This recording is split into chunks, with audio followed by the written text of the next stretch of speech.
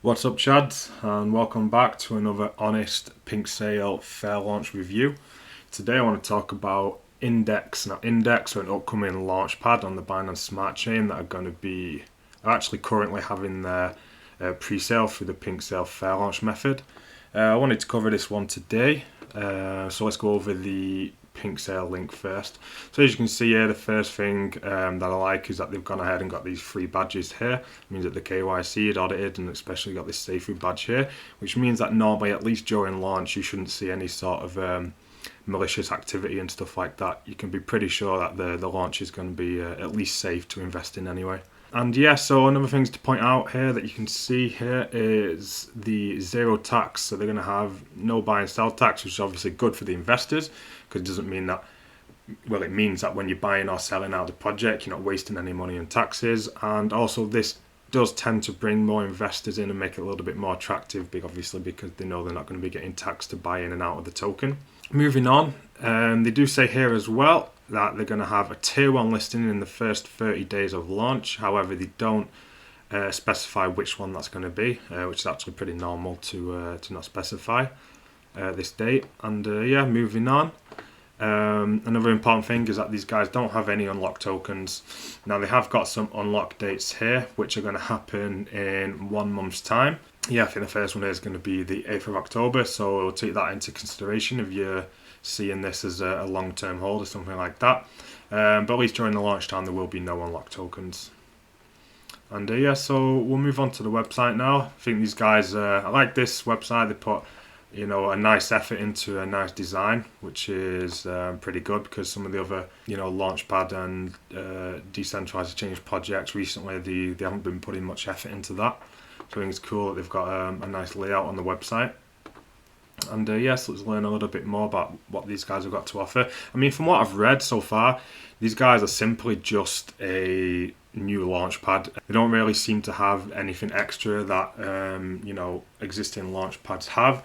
They do claim to have low transaction fees, whatever that means, because they're on the Binance Smart Chain. And also, I think these guys are going to be a launchpad in terms of you're going to have to hold their native token to qualify or be eligible then to invest in some of the upcoming projects on their launchpad. One thing I would say is that they don't seem to specify any projects that are going to be upcoming on their launchpad, whether they haven't got any deals sorted as of yet. But going through the website and the white paper and stuff like that, they haven't specified any projects yet up and coming that are going to be launching on their launchpad. So you got that to take into consideration. Another thing as well, they claim to they've got these ticks done on all these partners here. However, I did go on to CoinMarketCap, CoinGecko, and I can see that they aren't yet listed on those websites, even though they have got this tick.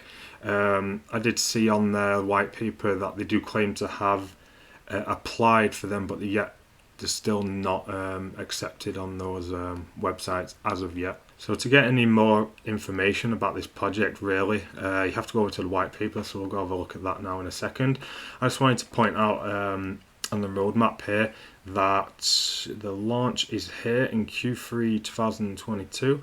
However, the Launchpad doesn't look like it's going to be launched on the roadmap until Q1 2023. Now we know that's something to take into consideration because usually when there's a large amount of time between a native token launching and the utility launching, that can sometimes cause problems in the price action.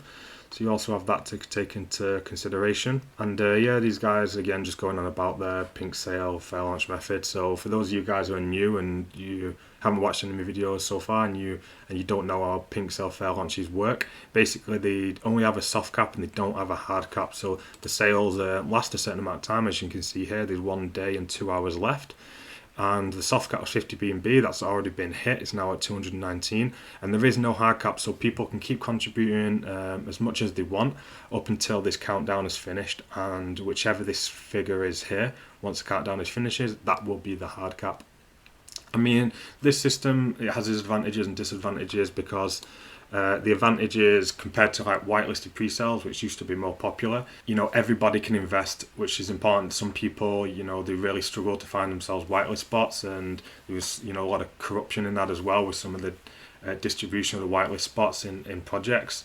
Obviously, its disadvantages if sometimes the hype projects, they have a ridiculous amount contributed. I've seen Pinksale Fairlaunches with like 3,000 BNB, 4,000 BNB contributed, and with the current market conditions, that is a really large number, and then obviously it becomes hard to find any sort of buy pressure after launch.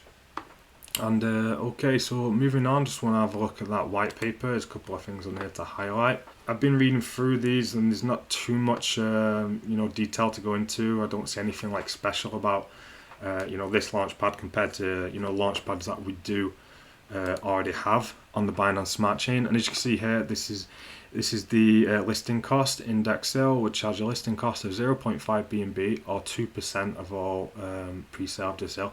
So what they're saying is 0.5 BNB or 2%, which I think is pretty good because we have had some problems with some of the Launchpads in the past of taking large percentage of the pre-sale tokens and then dumping them on the projects. So the fact that you can decide to pay an initial 0.5 BNB instead of giving any tokens to the Launchpad is a good idea, and it's saying they have to be compliant with KYC regulations, but it doesn't go into detail what those regulations are.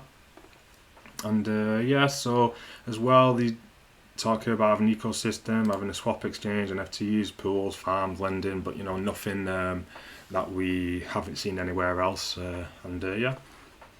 So I think I've gone over everything that I wanted to go over in today's video. Obviously, I'll put the links to everything in the description of the video, so you can check it out yourself.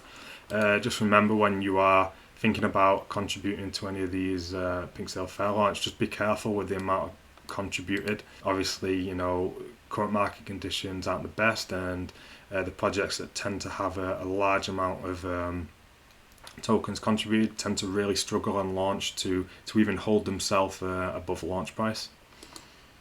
And okay guys, so that's it for today's video. If you did take something out of this, please like and subscribe. I'm really close to 1k subscribers, so every little helps. Also, if you are interested in learning about all different upcoming DeFi projects, airdrop opportunities, all that good stuff, there will also be a link to my Discord in the description of the video. And so thanks for listening guys, as always, and until next time, bye.